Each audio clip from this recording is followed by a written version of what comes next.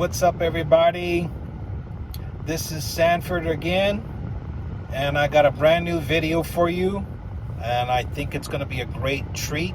I hope that you can stay a little bit so that I can share with you some valuable material.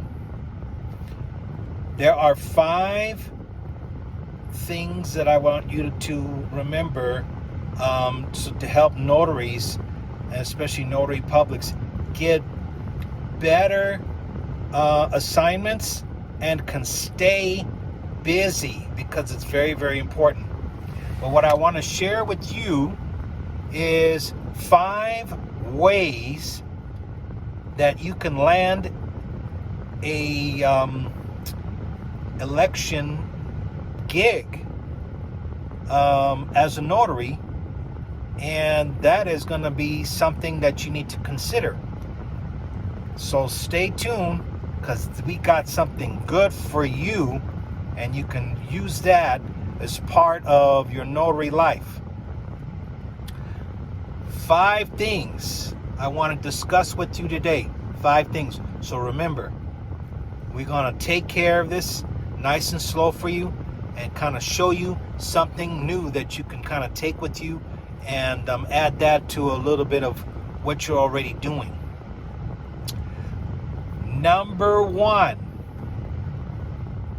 when you get an elections gig and you're working, you have to be able to notarize the documents.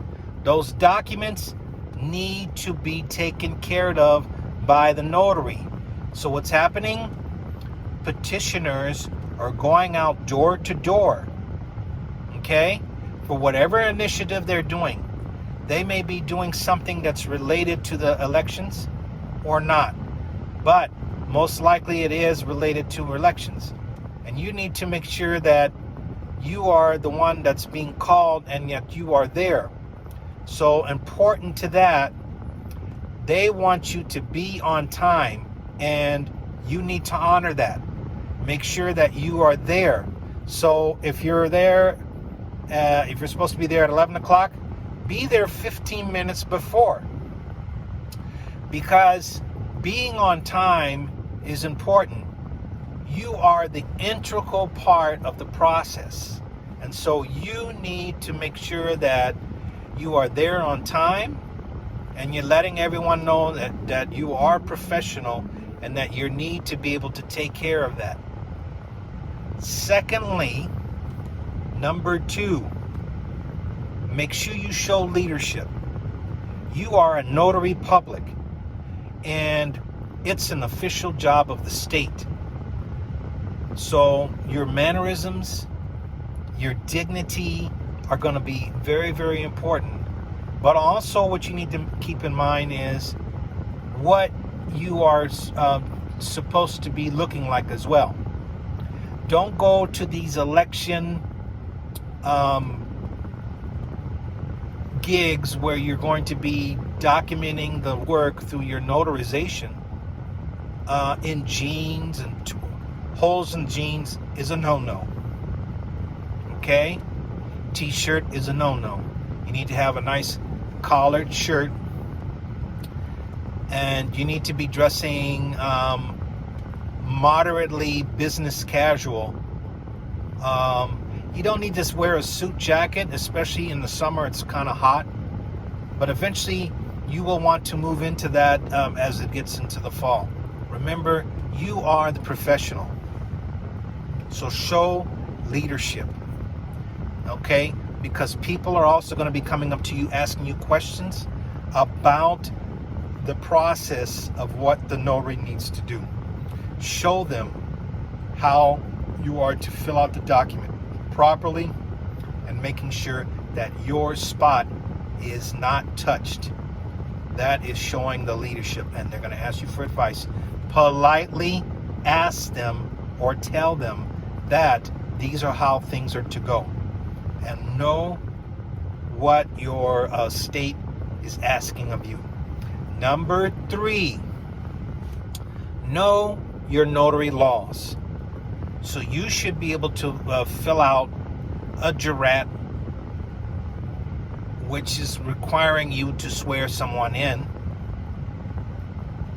The writing, the notarial wording and writing is going to have the venue. Very important. When you're doing election documents, you need to make sure that you put the state correctly and the county that you're in, where you're doing the work for the petitioners. Very important. Also, the date. Make sure that you know the date of when you did the work, because you want to make sure that if you do the work properly, you also have it dated correctly. Make sure you sign your name, okay, and that you stamp your work. Those are important parts as well. And then you need to make sure that you put the name of the petitioner who went around and gathered signatures. So you need to make sure that you get their name correctly. Make sure you identify the person that's doing the work. If you can identify that person, then you have everything set and they won't challenge what you're doing. Number 4, make sure that you are impartial. You may be working for a bunch of Republicans, or you may be working for a bunch of Democrats, or you may be working for a bunch of independents.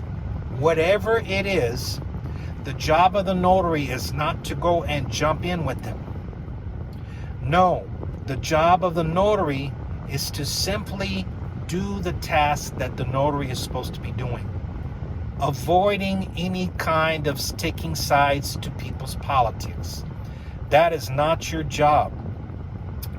You get involved in the politics, and guess what is going to happen? Someone could challenge the validity of the candidate just because of the notary not being impartial.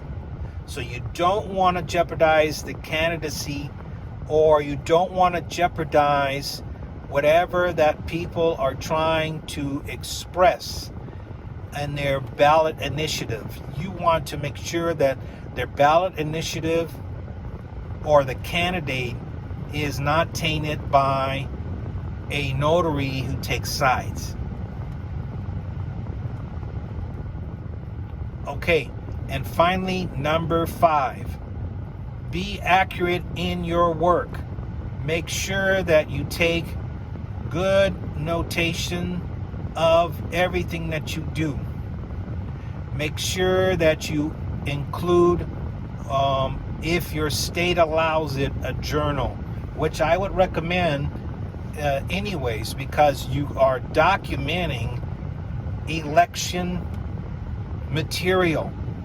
You are notarizing the election material. And so you need to have a document as to who showed up in front of you, and so that those workers are clearly documented that they were there that day in case a challenge is made as to the validity of that worker. Also, you need to make sure, again, that you do your work in notarial wording correctly. Check your date. Make sure you fill it in properly. Make sure you fill in the name, first and last name, or whatever you see on the ID into the correct notarial format. Make sure you've put your full name in there, that your name needs to be complete according to the Secretary of State. And make sure that you always sign the document, because it gives full validity. Make sure you bring your stamp with you, because they depend on the stamp as you being the notary. And make sure that your venue is clearly there. Those are things, what's called the accuracy of your work. Bring your notary bag with you, and again, you should be able to do very well. When they see that you have done those 5 things you're going to end up like me. I was asked today to work with this elections group for the rest of the year. So I get to now enjoy 3 days a week in which I will get paid $35 an hour for 3 days of work. Each day is $35 an hour. And I get a chance to get paid through on a weekly basis with the group, non-taxable, 1099. Why would I choose something like that? I chose something like that because it is long-term. I can only get them for 3 days a week. That's long-term. It also allows me to possibly connect with other groups that they may be doing. If they are connected very well, I might be able to get all or other types of groups who are doing something similar and be able to notarize their work. So for me, it's a win-win situation. It's all about working and also about getting relationships. Building relationships is important for a notary. So if you understand that the 5 ways that you can get you land you a long-term election document gig, then you got this thing in the bag. Make sure you be on time, show leadership, know your notary law, be impartial, and be accurate in your work. I want to thank you for watching this video. Please like my video. And I'm asking that you subscribe as well. Please subscribe to my video and tap that bell, because every time I have new video out, you're going to know about it.